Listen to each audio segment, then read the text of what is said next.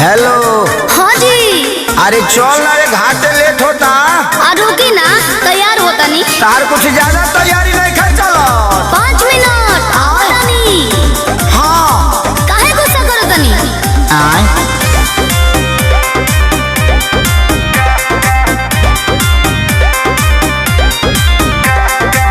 Powder तेरे माला गाले बेदे, तोले साव झमका ले बेदे। मैंने आज पूरा फैशन शो करबू का।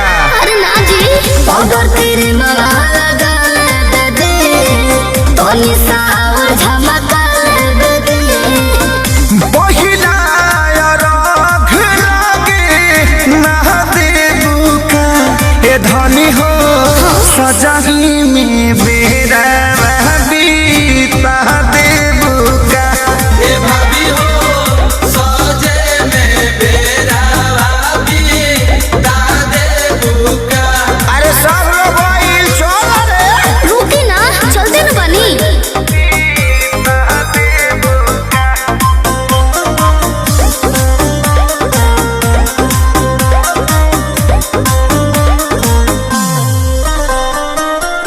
सौखे में लगे सब छोड़ देबू का।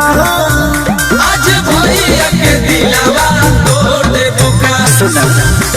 घर ही बुझाता कोई भोर देबू का। तारू गल बारू तो शीशा में शीशा तोड़ देबू का। 5 मिनट बाबू। 5 मिनट तो तारो रात में क्यों।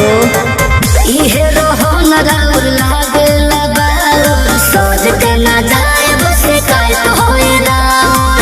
सोचले बारू मांगे सब देबू का, ए धनी हो जग के बीरा बीता देबू का। ए भाभी हो सजे में बेरा बीता देबू का।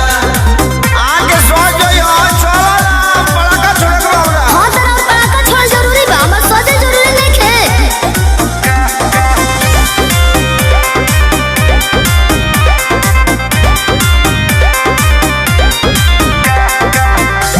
पिया पवन ढेर भूखी है ना, तब भौजी तारा खाती सूरज बाबा रुकी है ना।